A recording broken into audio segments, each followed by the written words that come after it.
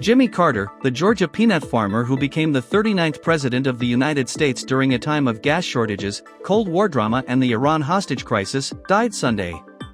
He was 100.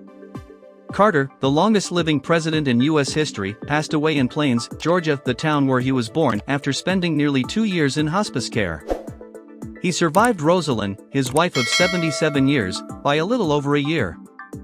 She died at age 96 in November 2023. The former president leaves behind 4 children, Jack, Chip, Jeff and Amy, as well as 11 grandchildren and 14 grandchildren. He was preceded in death by Rosalind as well as 1 grandchild. My father was a hero, not only to me but to everyone who believes in peace, human rights, and unselfish love, said Chip Carter, the former president's son. My brothers, sister, and I shared him with the rest of the world through these common beliefs. The world is our family because of the way he brought people together, and we thank you for honoring his memory by continuing to live these shared beliefs. The Carter Center confirmed his death Sunday with a simple statement: our founder, former U.S. President Jimmy Carter, passed away this afternoon in Plains, Georgia. Carter's grandson, Jason, previously said the former commander-in-chief was experiencing the world as best he can but was not awake every day in an update weeks before his death.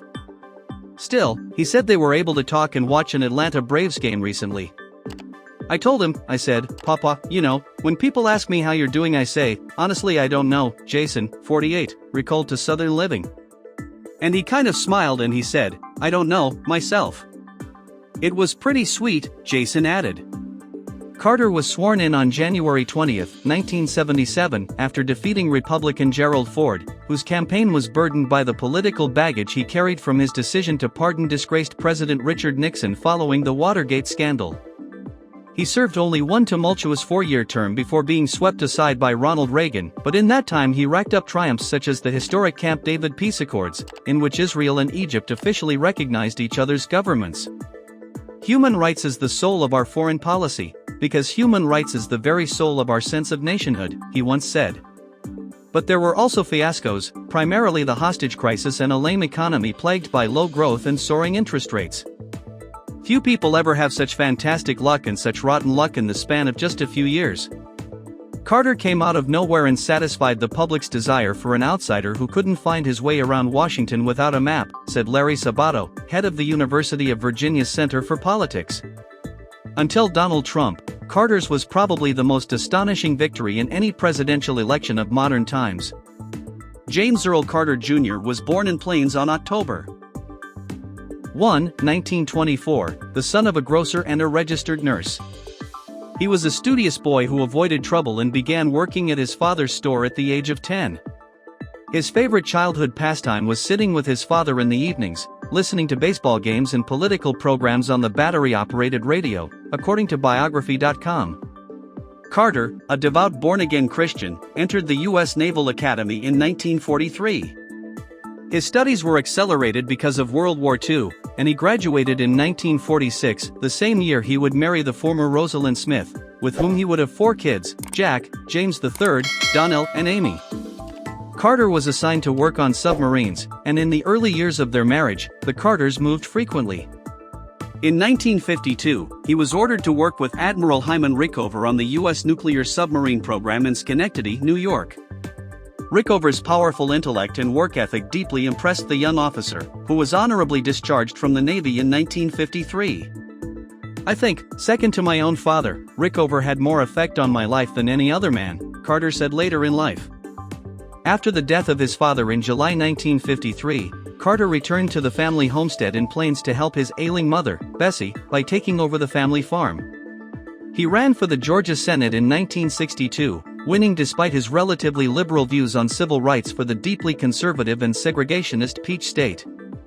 Carter made a stab at the governor's mansion in 1966, but those same liberal views wound up costing him. He finished a distant third in the Democratic primary, and the avowed segregationist Lester Maddox wound up winning the race.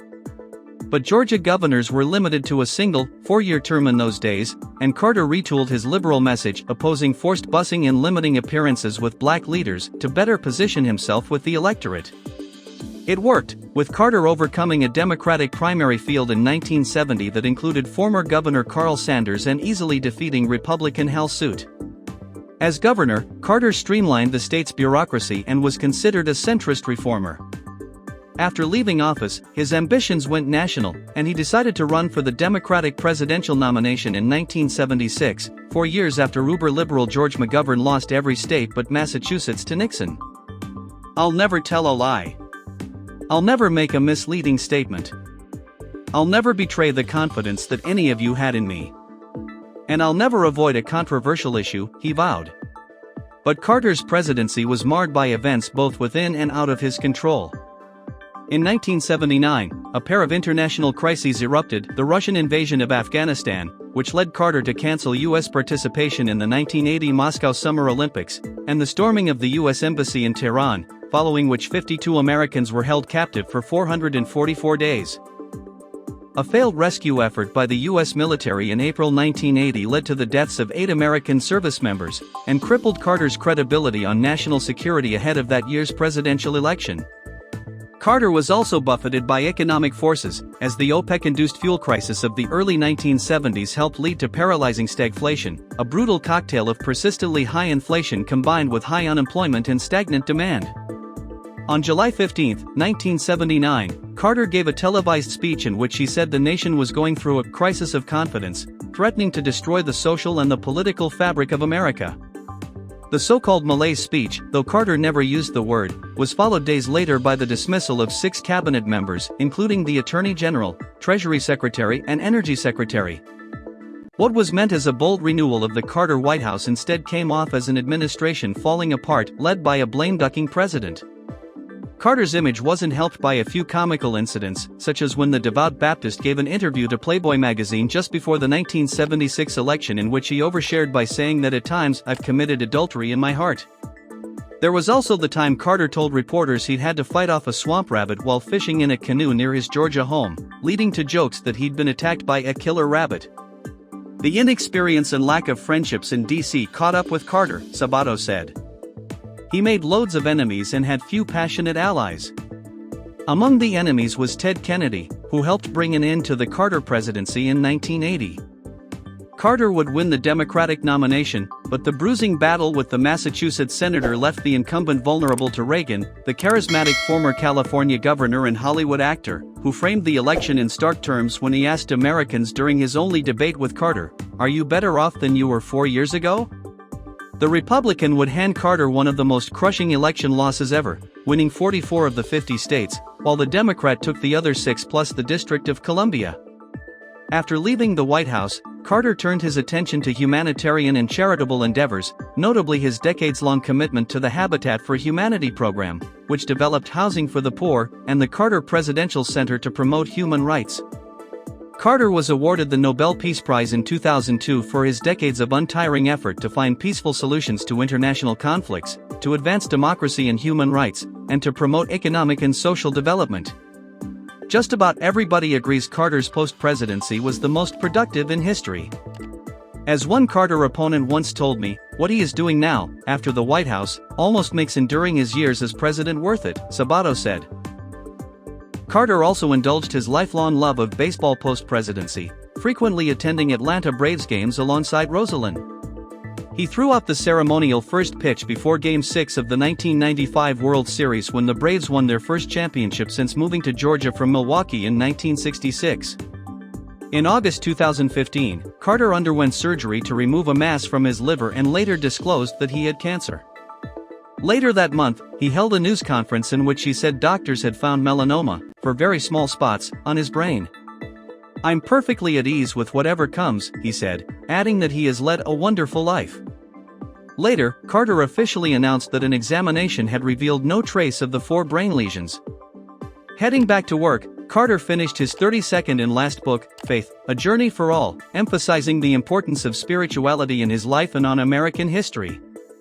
Carter was back in the hospital in October 2019 after a fall that caused a minor fracture in his pelvis.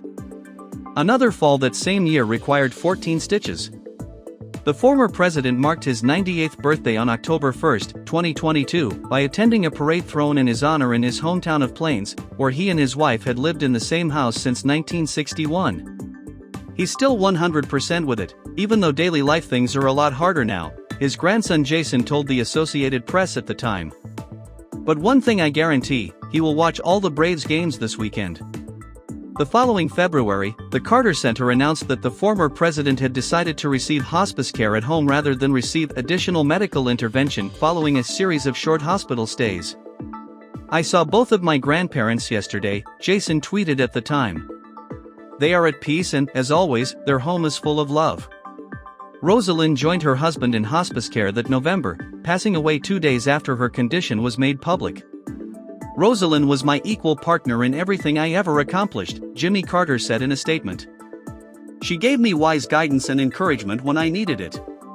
As long as Rosalind was in the world, I always knew somebody loved and supported me." The former president made his final public appearances, confined to a wheelchair, at memorial and funeral services for his late wife. During the former service, at Glen Memorial Church on the campus of Emory University in Atlanta, Carter was positioned in the front row alongside President Biden and First Lady Jill Biden, former President Bill Clinton and former First Ladies Melania Trump, Hillary Clinton, Michelle Obama, and Laura Bush. In October, the 100-year-old filled out a mail-in ballot in the 2024 presidential election after reportedly saying he wished to live long enough to cast a vote for Vice President Kamala Harris. The Carter Center at the time confirmed the former president had voted, but declined to specify whom he backed, citing the principle of the secret ballot. However, Chip Carter said the centenarian absolutely backed Harris and never voted for a Republican in his life. Public observances will be held in Atlanta and Washington, D.C., followed by a private interment in Plains, where Carter will be buried alongside Rosalind on a plot visible from the front porch of their home of more than 6 decades. The full details of President Carter's state funeral, including public events and motorcade routes, are still pending and will be released by the Joint Task Force National Capital Region. The Carter family asks in lieu of flowers that donations be made to the Carter Center, 453 John Lewis Freedom Parkway Northeast, Atlanta, Georgia, 30307.